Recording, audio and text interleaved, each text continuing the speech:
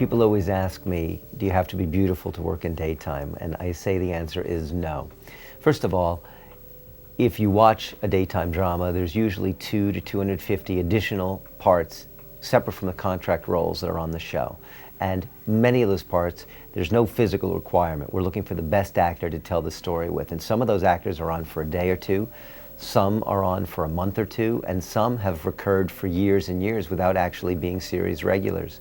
With our series regulars, we are looking for exciting, charismatic, sexy, dynamic people, but the range of that is also very subjective. If we made our decisions based on the way somebody simply looked, without the craft to back it up or the skill, we wouldn't have actors that people would want to watch on the show. We'd be hiring actors that would come in, and after a couple of days we'd realize there was no depth or complexity and they wouldn't be on the show.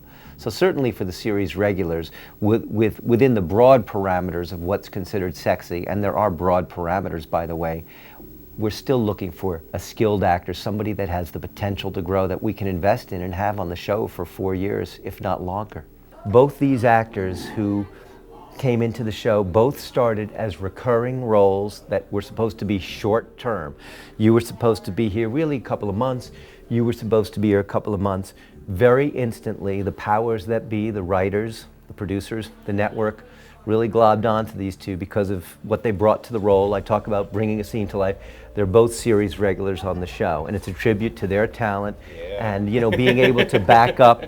And it just proves what we've been talking about. The brusque lady of justice is indeed inspiring. Absolutely. So why are you still standing here? Go, Harvest. Day player work on General Hospital and on daytime in particular is a great place for an actor to get work.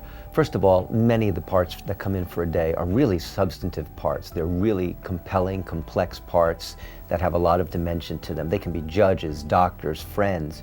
We've had recurring roles, and by recurring we mean recurring day players, somebody that's been on 4, 5, 6 episodes, maybe a few months. We've had characters that have come on that have died of cancer. We've had characters that have come on that have survived cancer. So for an actor, it's a wonderful opportunity to get work.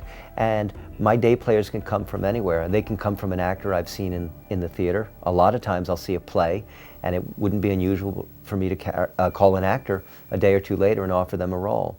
They can be cast from actors I've seen in films or on other shows that I'm watching. I might one night be watching an episode of Cold Case and an actor captures my imagination, and even if I don't have a part for them the next day, I'll certainly remember them for the future. My job as a casting director is to remember actors. So I'm not doing my job if I watch something and don't retain it. So I can truthfully tell an actor that if you're out there plying your craft, if you're working, whether it's another television show, whether it's a play, whether it's a workshop, you have the opportunity not only to be a better actor, but to be seen. And you never know who is going to be watching that show, whether it's an agent, a manager, or a casting director, or a director.